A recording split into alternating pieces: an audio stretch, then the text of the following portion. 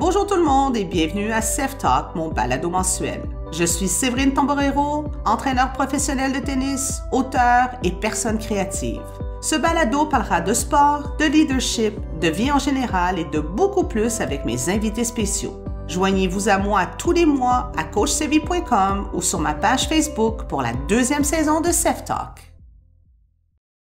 Bonjour tout le monde et bienvenue au balado Self Talk. Les temps ne sont pas faciles et nous sommes tous pris à la maison en ce moment.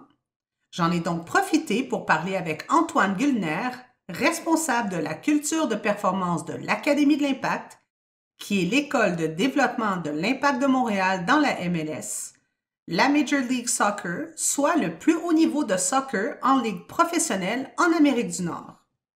Antoine, qui m'a été introduit il y a plusieurs années par son patron Philippe Froy, un ami et collègue, nous explique son rôle de responsable de la culture de performance, les conséquences de l'arrêt sportif pour nos jeunes et comment gérer le retour au jeu éventuel. Mais tout d'abord, comme avec chaque invité, je commence la discussion en expliquant mon histoire, que vous savez déjà, pour ensuite laisser l'invité raconter la sienne. Alors, je vous laisse au bon soin de notre discussion et je viendrai conclure ce balado dans 30 minutes avec quelques commentaires et le mot de la fin. Bonne écoute! OK, alors bonjour tout le monde. Écoutez, aujourd'hui, un invité spécial, quelqu'un que je connais depuis plusieurs années, que j'ai la chance de travailler avec lui. Alors, je vous présente Antoine Gueulner. Antoine, bonjour! Bonjour. Content d'être avec toi, Séverine. Ben oui, merci d'être avec moi à Self Talk. Écoute, Antoine, tu travailles avec l'Académie de l'Impact, qui est l'Académie de développement des jeunes de l'Impact de Montréal, qui est l'équipe de MLS de soccer, de football, comme on aime bien l'appeler. Mais en même temps, je pense que ça serait bien de savoir d'où tu viens et que les gens te connaissent un peu. Alors, quel a été ton parcours avant que tu te retrouves avec l'Académie dans ton rôle qu'on va parler sous peu? Euh, Écoute, encore une fois, merci Séverine de m'accueillir je suis content d'avoir cette discussion avec toi.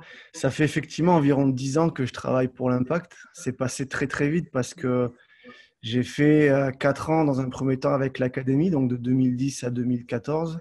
Ensuite, j'ai eu la chance de travailler avec la première équipe en 2015, 2016 et 2017. Et je suis de retour avec l'Académie depuis 2018, donc, pour la troisième année consécutive. Avant ça, écoute, je suis originaire du sud de la France, de Montpellier. Euh, c'est là où j'ai grandi, où j'ai fait mes études.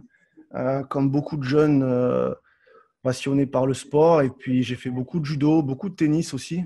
Et surtout beaucoup de soccer, beaucoup de foot. Ça a été le sport qui a pris le dessus au début de mon adolescence. Donc, j'ai joué au soccer au plus haut niveau jusqu'à l'âge de 17 ans, 17-18 ans. C'était pas suffisant pour faire une carrière. Donc, du coup, je me suis tourné vers mes études. Euh, voilà, j'ai d'abord pensé à l'enseignement. J'ai fait un bac en enseignement, toujours tourné vers les activités physiques et sportives. C'est quand même resté mon domaine. Et puis, j'ai découvert, c'était le début un peu des maîtrises en psychologie du sport, des maîtrises en coaching de la performance. Donc, après mon bac, j'ai un peu voyagé. J'ai passé quelques temps à Londres pour essayer d'apprendre l'anglais. Tu sais que pour le français, c'est pas toujours facile d'être confortable dans les deux langues. Donc, j'avais entrepris ce voyage-là à Londres pour essayer d'être capable de m'exprimer dans les deux langues. Puis ensuite, j'ai replongé dans mes études en faisant une maîtrise à Montpellier qui s'appelait préparation mentale et coaching de la performance. Et je suis tombé amoureux de cette spécialisation. En fait, j'ai redécouvert tout ce que j'avais vécu en tant qu'athlète. J'ai découvert que c'était analysé au niveau scientifique dans les différents laboratoires de recherche en psychologie du sport. Et ouais, ça m'a vraiment passionné d'être capable de comprendre comment on pouvait rendre un groupe de personnes efficace euh, et comment on pouvait aider des individus, des athlètes à être plus performants. Donc, j'ai décidé de faire ce métier. Et c'est vrai que pendant ma maîtrise, voilà, comme beaucoup de Français, Montréal a une bonne réputation, le Canada, le Québec a une bonne réputation. Il y a l'Université d'Ottawa qui est performante en psychologie du sport. Donc, j'avais entendu parler un petit peu des chercheurs qui travaillaient dans cette université, à l'UQAM également. Donc, l'idée m'est venue de commencer ma carrière professionnelle à Montréal pour me faire une expérience à l'étranger, pour sortir un peu de ma zone de confort. Donc, j'ai décidé en 2010, après avoir terminé ma maîtrise, de venir à Montréal. Et voilà, pas forcément avec l'idée d'y rester aussi longtemps. Oui. Et après, voilà, comme beaucoup de Français, on s'y plaît. Puis j'ai eu forcément un petit peu de chance de tomber sur les bonnes personnes, de rencontrer les bonnes personnes. Voilà, des gens comme Philippe Lafroy, Mauro Biello, Wilfried Nancy. C'est le moment où justement l'académie allait être créée, l'académie de l'Impact de Montréal allait être créée. Et c'est vrai que ma casquette d'entraîneur et préparateur mental à l'époque voilà, plaisait parce qu'elle pouvait permettre de faire plusieurs choses dans une structure comme l'Impact de Montréal. Donc moi j'ai foncé quand on m'a proposé d'être entraîneur et préparateur mental d'une académie qui allait se construire, hein. On partait de rien. C'était vraiment un projet très enthousiasmant pour un jeune professionnel comme moi. Donc voilà, j'ai foncé et je ne le regrette pas. C'est un très beau projet. Et ça m'a permis de mettre beaucoup de choses en place et puis de faire beaucoup d'expériences. Donc voilà un petit peu sur mon parcours avant. Donc attaché à mes amis d'enfance, toujours de la famille à Montpellier, à Paris. C'est sûr que ça manque comme pour tous les expatriés. Mais maintenant, je suis bien. Je suis bien à Montréal et j'aime ce pays. Je suis résident permanent. Ah, Et c'est puis, bien, félicitations. merci beaucoup.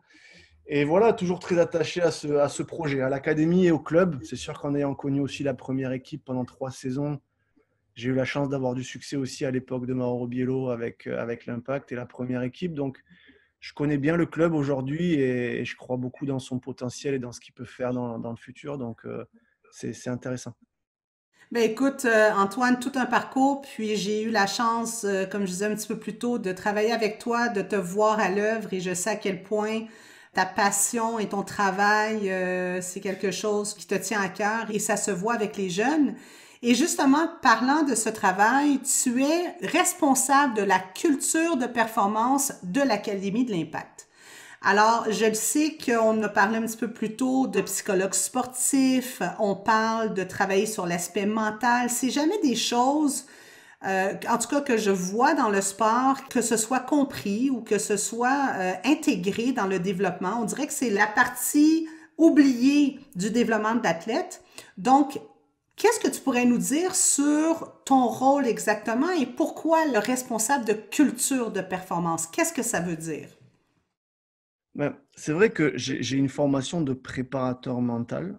Donc, c'est différent du métier de psychologue. On est vraiment orienté sur la performance sportive, donc comment améliorer la concentration, la confiance, la motivation, mais en tournant l'approche directement sur ce qui se passe sur le terrain, que ce soit sur le terrain de tennis, sur le terrain de foot, qu'est-ce qui se passe pendant l'activité du sportif, comment on peut faire en sorte pour qu'il comprenne mieux son activité, pour qu'il s'engage mieux dans son activité. Il y a des façons différentes de faire ce métier. Moi, étant donné que ma spécialité est plus le soccer, donc c'est un sport collectif, je suis aussi à temps plein dans une structure où il y a 4 équipes, donc plus de 80 athlètes. Donc c'est vrai qu'il y a 2 façons d'approcher un peu la préparation mentale. Une approche beaucoup plus individuelle, qui évidemment est très importante et très pertinente, et également une approche un peu plus collective et un peu plus sur l'environnement de travail. Moi, c'est vrai que par la force des choses, étant donné que j'ai été à plein temps dans une structure avec plus de 80 athlètes, je me suis plutôt orienté vers une approche environnementale, c'est-à-dire comment on peut améliorer l'environnement des athlètes, comment on peut travailler de manière indirecte avec les entraîneurs, avec les préparateurs, avec les thérapeutes, avec l'ensemble du staff, pour faire en sorte finalement que les joueurs, les athlètes sont tout simplement mieux concentrés, plus confiants, plus motivés et acquièrent les habiletés pour pouvoir réussir au prochain niveau. Donc, c'est pour ça qu'on parle de culture de performance ou d'environnement de performance. Il y a une grande partie de mon travail qui consiste à conseiller, discuter, travailler avec les entraîneurs, les préparateurs, les thérapeutes, avec l'ensemble du staff pour faire en sorte de mettre les athlètes dans les meilleures conditions possibles. Dans un OK. deuxième temps, j'essaye quand même d'avoir une action auprès des équipes, donc de leur donner des conseils à travers des réunions collectives où là, je peux leur parler, les ouvrir un petit peu à la préparation mentale et leur donner des conseils sur comment ils peuvent mieux se préparer, comment ils peuvent stimuler leur confiance, stimuler leur motivation et surtout anticiper un peu les challenges du prochain niveau, les challenges du niveau professionnel. Donc ça, c'est ce que je fais dans un deuxième temps. Et dans un monde idéal, j'essaie d'avoir un petit peu de temps également pour là faire un accompagnement encore plus individualisé. Euh, donc voilà, c'est répondre à des problématiques ou tout simplement optimiser les performances des athlètes en répondant aux défis spécifiques qu'ils sont en train d'affronter, quoi. Donc évidemment, chaque athlète, chaque individu est différent. Et ils appréhendent le stress, ils appréhendent la compétition, ils appréhendent l'incertitude de manière différente. Donc, voilà, la dernière étape, c'est d'être le plus efficace possible individuellement avec eux. Donc, voilà, après, je pense que le plus important pour un préparateur mental, c'est d'avoir une formation à l'université parce que c'est garant quand même d'une certaine base scientifique. Après, il y a énormément d'outils qu'on peut utiliser. Il y a énormément d'approches différentes.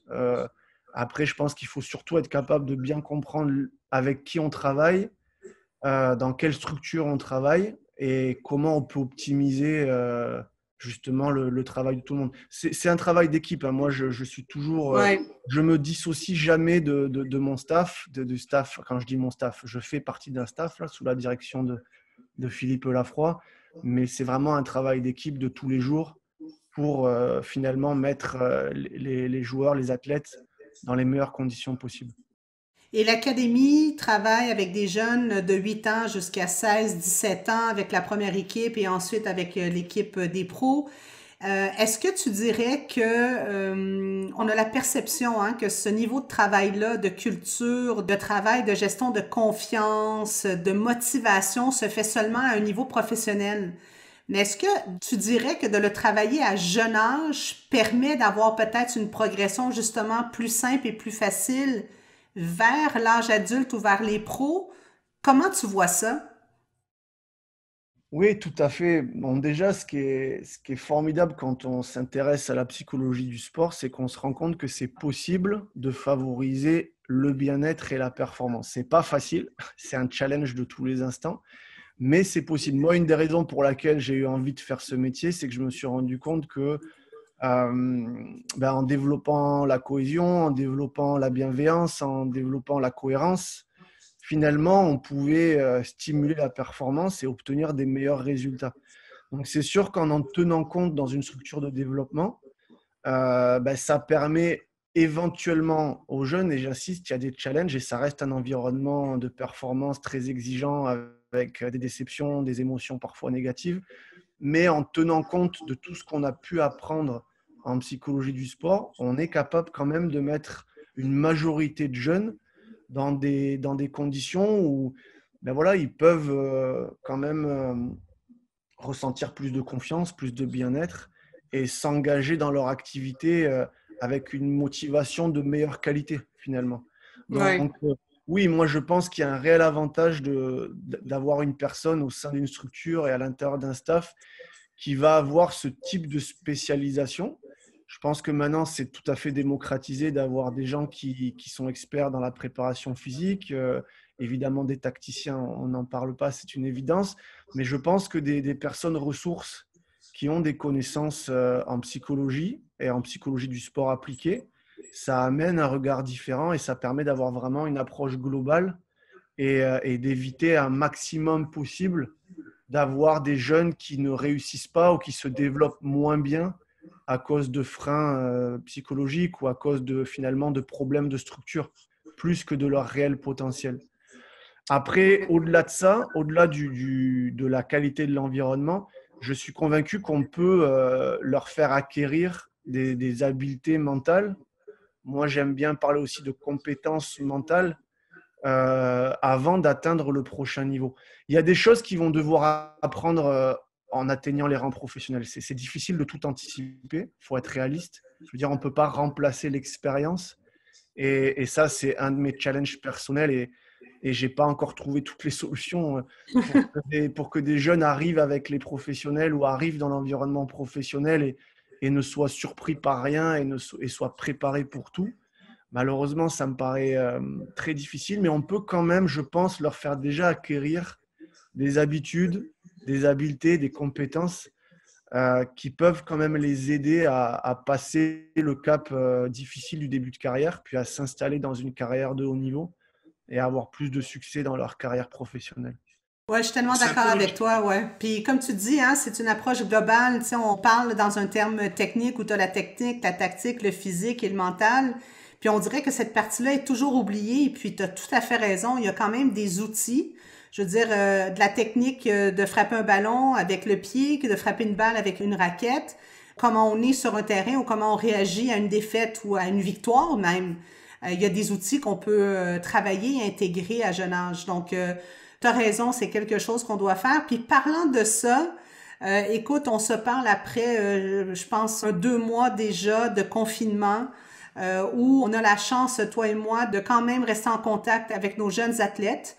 Mais c'est pas la même chose. Et l'aspect de rester à la maison, de demander aux jeunes d'être créatifs, de travailler sur différentes choses, c'est pas simple. Et je voudrais t'entendre sur la perspective de structure, parce qu'il y a eu et il y a 2 discours. Il y a le discours où on veut structurer la journée des jeunes comme s'ils étaient à l'école, comme s'il y avait des activités parce que ça leur donne un sens de sécurité.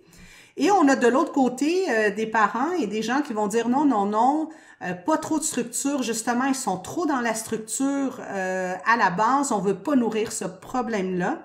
Alors, où tu te situes, toi, là-dedans? Quelle est ta perception sur justement ce qu'on est en train de vivre depuis les 2 derniers mois?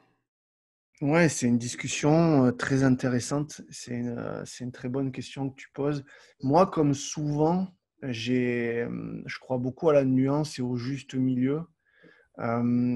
Écoute, ça a été une période difficile hein, pour tout le monde et notamment pour les jeunes athlètes. Ils se sont retrouvés sans aucune structure, effectivement, sans horaire d'école, sans horaire d'entraînement. Puis les sportifs, les jeunes sportifs de haut niveau, ils sont souvent habitués à avoir un emploi du temps très structuré, justement, où finalement ils ont très peu de temps libre. Donc tout leur emploi du temps est déjà dicté par leur activité scolaire et sportive. Et là, tout d'un coup, ils se sont retrouvés à la maison un petit peu dépourvu. Moi, l'approche que j'ai eue, l'approche qu'on a eue, c'est d'essayer déjà d'accepter cette période-là dans un premier temps, quoi, d'accepter que d'abord ce soit un peu difficile et pas de leur demander tout de suite, là, dès les premières journées, d'absolument se structurer, s'organiser, parce que je pense qu'ils avaient besoin, euh, comme tout le monde d'ailleurs, hein, de vivre un petit peu ce choc-là, de se retrouver Ouais. à la maison confiné. C'est des adolescents, hein, plus ou moins, pré-ados, ados, post-ados. Souvent des gens des jeunes athlètes qui ont peu de temps libre, qui ont besoin de se coucher toujours tôt, de se lever toujours tôt, d'avoir beaucoup d'exigences. Donc d'un coup, je pense que ça a été bénéfique pour ceux qui ont pu toucher un peu du doigt le plaisir de pouvoir se coucher un peu plus tard, se lever un peu plus tard, C'est de vrai. pas avoir de structure. Je pense qu'ils en avaient besoin et je pense que enfin, c'est un grand débat, il n'y a pas de vérité, mais effectivement, je pense que ça aurait été peut-être une erreur d'être tout de suite trop exigeant et dès les premières journées de leur demander d'être déjà dans une structure très rigide. Ouais, je suis d'accord Maintenant, avec toi. ouais, maintenant par contre, après je ne pourrais pas te dire exactement, mais après les 2, 3, 4 semaines, on est rentré quand même dans une dynamique de leur conseiller quand même et de devenir plus exigeant avec eux sur l'idée de se réorganiser et de remettre en place de leur côté un emploi du temps euh, qu'ils devaient construire par eux-mêmes, hein. mais en Ouais. mettant en place dans leur emploi du temps, ben, éventuellement leur activité scolaire, s'ils en avaient évidemment. Je pense que la plupart ont quand même retrouvé à travers les différentes plateformes des activités scolaires. Puis mettre en place les challenges que nous, on leur proposait à l'académie, puis éventuellement des nouvelles activités. Là, je pourrais peut-être t'en parler. Je pense que cette période, on en parle beaucoup. On parle beaucoup des inconvénients. Je pense qu'il y a des avantages peut-être aussi pour les jeunes athlètes de haut niveau à avoir traversé cette période-là. Donc nous, on a essayé de les encourager évidemment à lire, à faire des recherches un peu sur Internet sur des sujets qui peuvent les intéresser, leur être utiles pour leur développement personnel et leur développement sportif. Donc, pour répondre à ta question, euh, je pense qu'il a fallu, j'espère que les familles, puis moi j'ai essayé de faire l'exercice pour moi-même, de ne pas trop m'inquiéter, de ne pas me mettre trop de pression si d'un coup, ben, il y avait des journées où j'étais pas si bien organisé, où j'étais pas si efficace, ou si j'étais pas si productif que ce que j'aimerais bien être. Je pense que c'est le secret dans ces périodes-là, c'est de ne pas se rajouter de l'anxiété, c'est déjà difficile pour plein de raisons. Donc, premier objectif, c'est de rester en santé, c'est de prendre soin de soi, c'est de prendre soin des personnes autour de soi, c'est de bien vivre la période de confinement. Puis, dans un deuxième temps, si on peut s'organiser un peu pour avoir un certain équilibre de vie et puis profiter un petit peu du temps qu'on n'avait peut-être pas avant, ben ça devient intéressant. Donc, c'est ça qu'on a Ouais. essayé de faire dans un deuxième temps. Et c'est vrai qu'on est devenu un peu plus exigeant avec les athlètes, avec nos athlètes, pour que quand même ils profitent quelque part de cette période-là dans laquelle ils ont du temps qu'ils n'ont pas forcément d'habitude. Ben, je suis contente de t'entendre là-dessus parce qu'effectivement, on se demande toujours hein, quel est l'impact sur ces jeunes athlètes ou ces jeunes ados depuis le début de l'arrêt et d'être à la maison. Et je pense que tu l'amènes très bien. Il y a quand même un aspect positif dans tout cet aspect-là qui est pas facile et que personne n'anticipait. Et il faut voir ces aspects-là. Je parlais à un parent récemment qui me disait, ah, ma fille vient de se lever, il est 10h15. Et je sentais pas que la maman était stressée. Donc, comme tu dis, de se donner la permission d'être un peu à gauche, à droite, de pas nécessairement suivre une structure, mais en même temps de trouver un équilibre pour se rapprocher dans le fond du moment où on va tous recommencer à être un peu plus à l'extérieur, à refaire nos activités. Je pense que c'est très important. Puis d'ailleurs, parlant de ça, comment toi tu vois le retour au jeu, le retour à l'entraînement? Pas juste des jeunes de l'académie, mais par rapport au sport. Comment tu vois ce retour-là? Quels seraient tes conseils aux parents d'un retour qui, on espère, se fera prochainement? Écoute, avant de répondre à cette question importante, tu m'as fait penser à quelque chose. Je pense que l'idée de s'organiser, de se structurer pour les jeunes, encore une fois, c'est aussi pour leur bien-être. Je veux juste rajouter ça parce que tu sais, Ouais, nos jeunes, ils sont habitués quand même à dépenser leur énergie, à accomplir des choses, à être fiers d'eux-mêmes. C'est quand même des choses qui les nourrissent au quotidien dans les structures de haut niveau, que ce soit à Tennis Canada ou à l'Impact de Montréal ou dans d'autres sports quels qu'ils soient. Et du coup, je pense que ça leur fait du bien aussi de retrouver une certaine structure. Donc, encore une fois, l'objectif, ce ouais, n'est je suis pas d'accord. forcément de les structurer pour les structurer, d'être discipliné pour être discipliné, mais c'est plutôt de leur faire prendre conscience que en se levant un petit peu plus tôt, en s'entraînant le matin, en lisant peut-être un livre qui les intéresse, ben à la fin de la journée, ils vont se sentir tout simplement mieux dans leur corps et dans leur esprit. Donc, je pense que c'est aussi ça qui est un des avantages de cette période, c'est de leur faire prendre conscience du bien que ça leur apporte de s'entraîner, de s'organiser. Donc, le secret dans cette période-là, c'est de le faire en essayant d'éviter cette espèce de pression ou d'anxiété que ça peut provoquer, quoi. Maintenant, Ouais. j'en viens à ta question sur le retour. C'est vrai que on espère pouvoir envisager ça dans les prochaines semaines ou prochains mois. Écoute, en ayant discuté un petit peu aussi avec des préparateurs physiques, parce que je pense que c'est important que je le dise, c'est très très lié, on en a parlé un petit peu au début de la conversation, le physique et Ouais. le mental, hein, tout est extrêmement lié. Donc si on veut être bien mentalement, il faut être bien physiquement. Donc je crois que la prise en compte de ce qui a été fait physiquement et la mise en place d'un programme vraiment progressif et adapté au niveau physique pour la reprise va avoir une immense importance sur le côté mental également.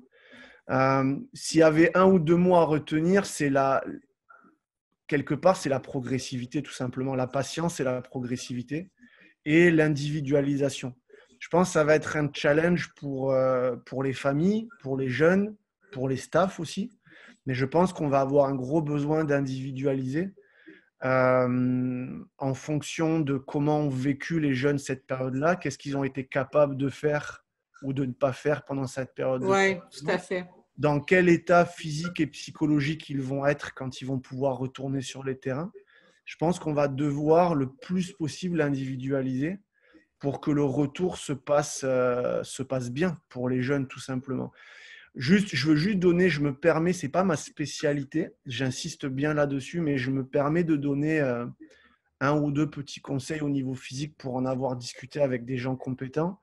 Euh, Ce sera la même chose qu'au niveau mental. C'est patience, c'est reprendre progressivement. Parce que malgré tout, même si on a suivi des programmes d'entraînement, je pense que la plupart des jeunes ont quand même eu une activité physique ou ont suivi un programme d'entraînement.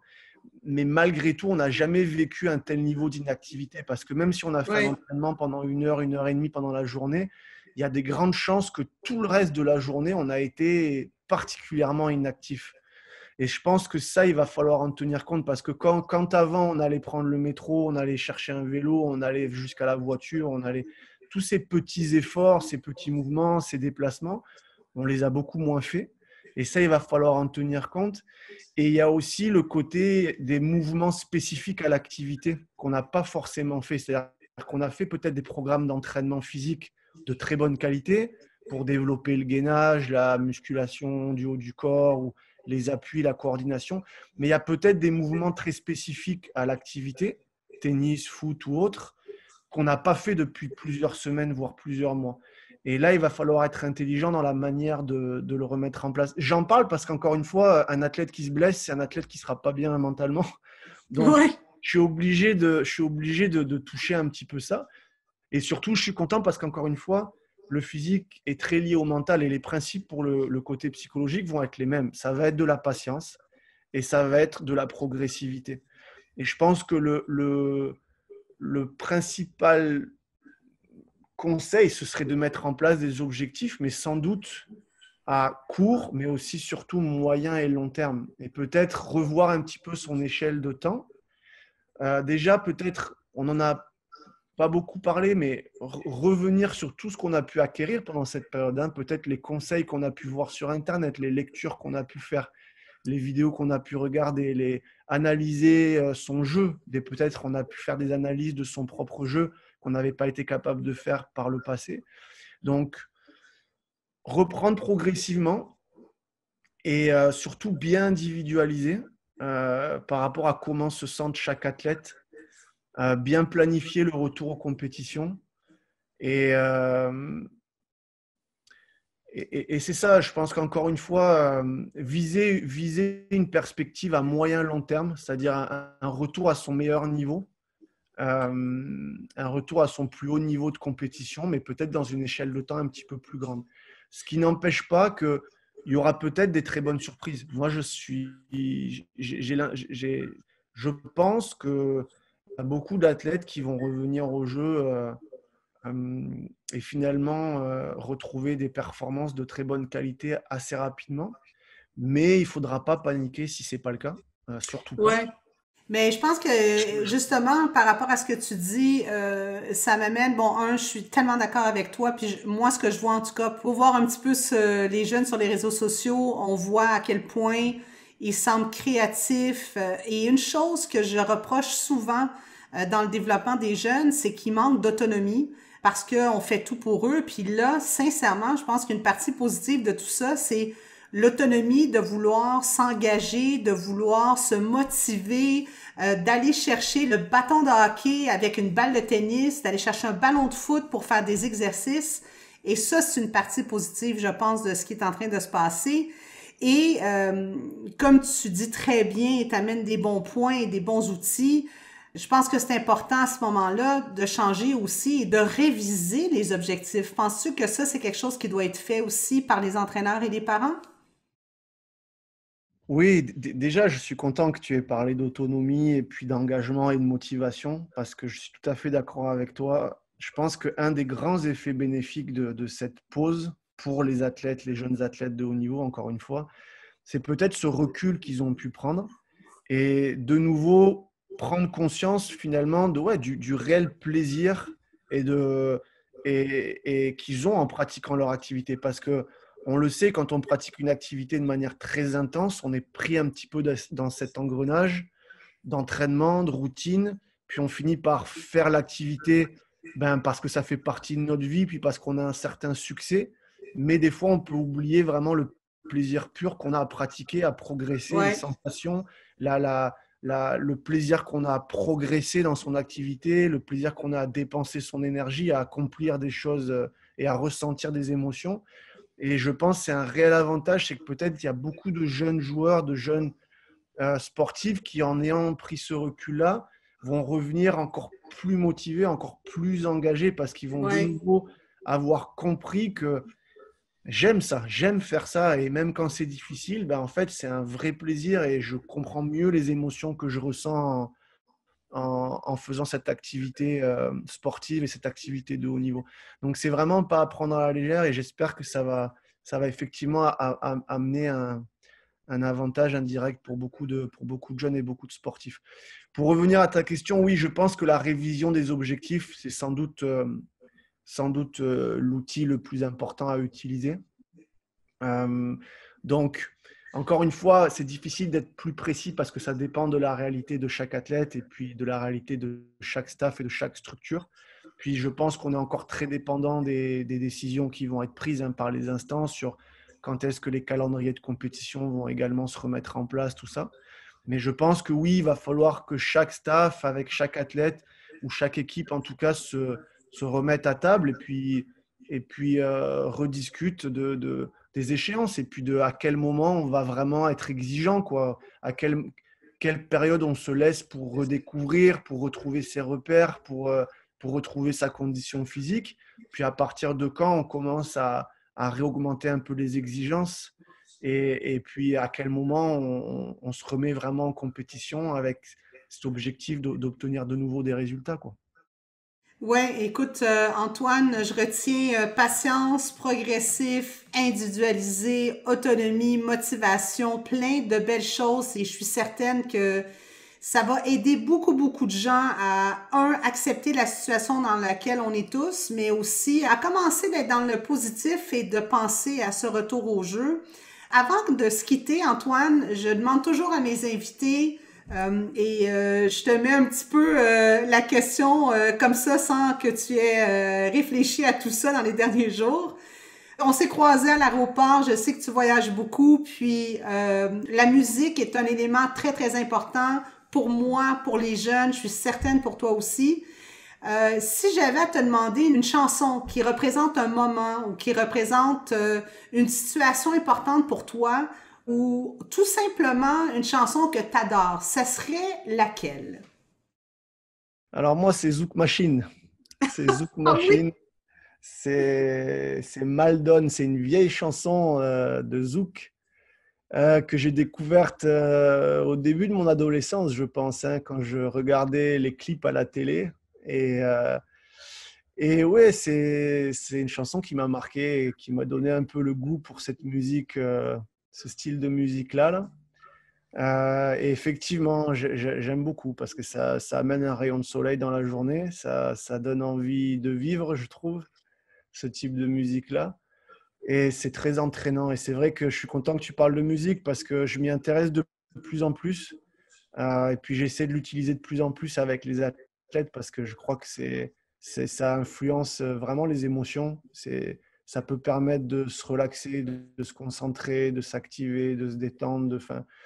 Et donc oui, je pense il y a des gens qui se spécialisent d'ailleurs là-dedans et c'est très intéressant. Donc moi, j'essaie de justement sensibiliser les jeunes sur ça. Et en tout cas, en ce qui me concerne, ce serait Zouk Machine Maldon. Tu peux aller voir, tu vas voir, Ah, c'est certain. ça a pas trop vieilli. Ça a pas trop vieilli. C'est sympa. Ça va Écoute, t'amener un rayon de soleil, je pense. et tu l'as dit sans hésiter, alors je suis certaine que c'est une chanson que tu écoutes encore aujourd'hui, puis On va faire écouter aux gens, c'est certain, pour leur donner un petit rayon de soleil. Antoine, je nous souhaite un retour au jeu et à l'entraînement très bientôt. Bon succès avec l'Académie et merci encore d'avoir été à CEFTAC et on se reparle très bientôt. Merci beaucoup. Merci Antoine pour ton partage d'expérience. Nous sommes confinés, mais il y a de la lumière au bout du tunnel. Il faut rester positif et surtout créatif pour garder la forme physique, mais aussi mentale. Vous pouvez aussi suivre Antoine et l'Académie de l'Impact sur les différentes plateformes médias sociaux comme Instagram, Twitter et Facebook. Donc voilà pour ce mois-ci. Si vous avez des questions ou des commentaires, allez sur mon site web à coachchevy.com. Au plaisir de se retrouver pour le prochain balado. D'ici là, vous pouvez consulter la liste des chansons de CEFTAC en téléchargeant l'application Stingray Music. Merci de faire partie de cette communauté. À la prochaine. Sevs out.